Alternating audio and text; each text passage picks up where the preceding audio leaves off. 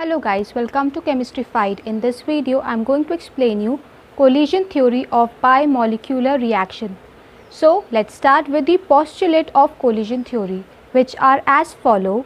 A reaction occurs on the collision of two molecules only if they possesses a certain minimum amount of energy in excess to the normal energy of the molecule, means if they possess the threshold energy.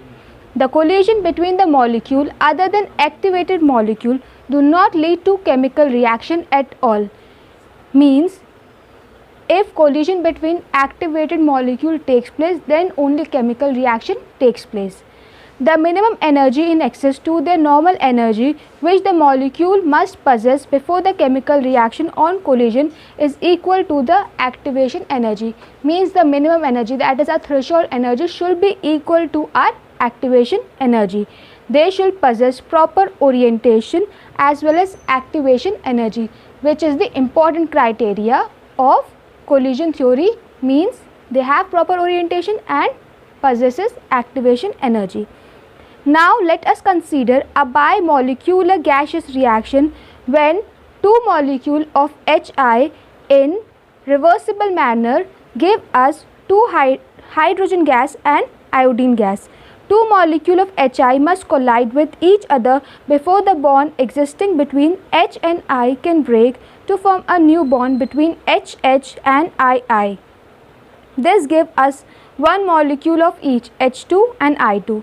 So, here they said when two molecules of HI collide, firstly they have to break the old bond, then they have to create new bond between HH and II. If Z dash is the number of molecule per milliliter of gas taking part in binary collision per second and E is the energy of activation, then the reaction velocity is given by the equation dx upon dt equal to Z dash exponent raised to the power minus E upon RT. Name this equation as equation number 1. If n number of molecules of same kind are involved in the bimolecular reaction, then reaction velocity is given as follow: dx upon dt equal to k into n square. Name this equation as equation number 2, where k is the rate constant. Now you can see that dx upon dt and dx upon dt is common in both the equations. Now we will compare equation 1 and 2. So it can be written as Z dash exponent raised to the power minus E upon RT equals to K n square. On rearranging this equation, it can be written as K equal to Z dash upon n square exponent raised to the power minus E upon RT. Name this equation as equation number 3. Now Z dash is twice the number of molecule collision per milliliter per second, as two molecules are taking part in every collision. Hence, Z dash will be equal to 4n square sigma square pi RT upon m whole raised to the power 1 upon 2.